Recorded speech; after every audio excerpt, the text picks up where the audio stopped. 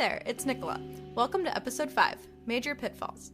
In this episode, we will be covering potential roadblocks for each major. You can click on the timestamp of your particular department for pertinent information.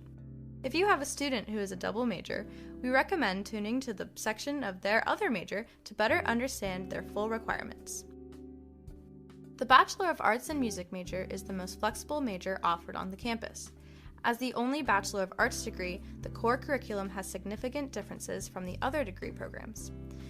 They don't have to take all the music courses that BM candidates do, but they have to take many more arts and science courses. All BAM majors are required to declare a minor or concentration, which will often not be in music. As their advisor, find out the requirements for their minor or concentration and make sure your advisees are keeping on track with them.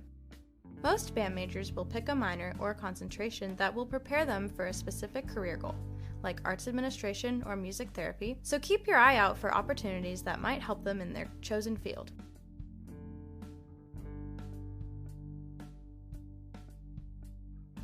The Theory Comp degree is similar to the other Bachelor of Music degrees.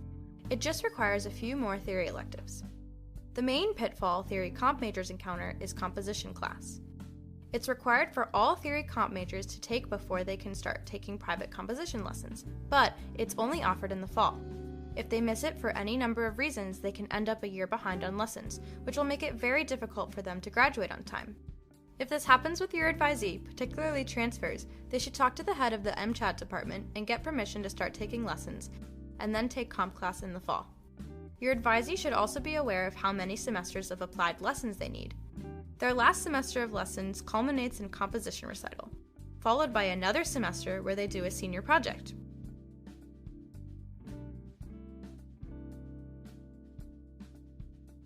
Music education majors are on an especially tight schedule since their courses must be completed within 7 semesters. This makes it extremely important for students to get on track with classes like theory and historiography. For the theory, history, and piano sequences, make sure your advisees know where they are in each sequence from the get-go and how much wiggle room they have. Dropping one of these courses could cause them headaches down the road if they're not careful. EdLab is a required class for every music ed major, so double-check that they've included it in their schedule since it can easily be forgotten. The strings and winds methods courses are also easily forgotten and become much harder to take after their freshman year. In their junior and senior years, Art of Teaching Music 3 and 4, their practicum courses, will take up their entire mornings every day of the week. This makes it harder for music ed majors to pick classes, so make sure they take this into account. If possible, you might have them take more credits in their first 4 semesters so they have more wiggle room in their junior and senior years. Ed majors are also likely to take on at least 1 or 2 extracurricular activities, if not more, so make sure they have time for all their commitments when helping them plan their course schedule.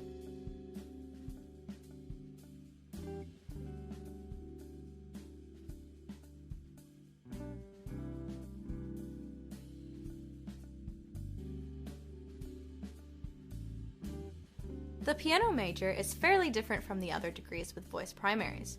For starters, piano majors have a jury every semester unless they're presenting a junior or senior recital, unlike voice majors who have a jury every year except the year they present their senior recital.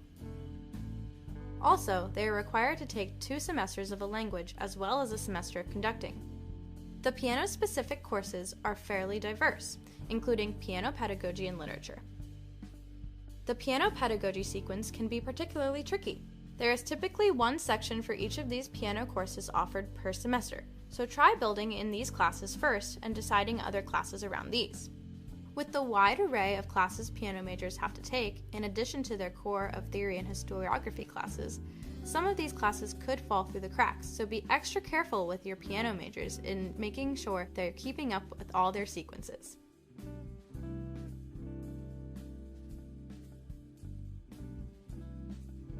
The sacred music major prepares students for a career in church music. A big problem sacred music majors can run into is that the required courses are only offered every other year. Many sacred music majors are double majors, so they'll have to get in their sacred music courses when they're offered. Sacred music has a lot of concentrations that align with various career goals, some of which require them being in select ensembles, so make sure your advisees know these requirements and have plans if they have to switch concentrations.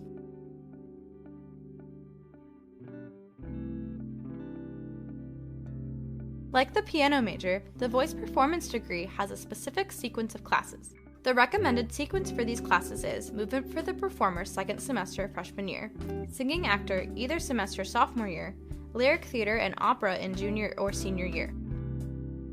Of course, your advisees do not have to follow this exact timeline, but striving for this sequence will help them be more successful.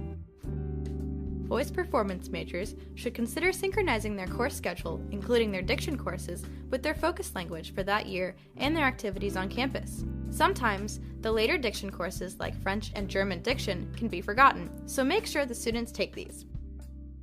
Language classes are typically offered in the morning, so it's best to get these out of the way as soon as possible, particularly for those who are doubling with music education. Participating in either the opera or opera workshop is a requirement for all voice performance majors. They don't necessarily have to perform a role, they can do tech or sing in the chorus. The opera is an easy requirement for voice performance majors, but don't let them forget about it.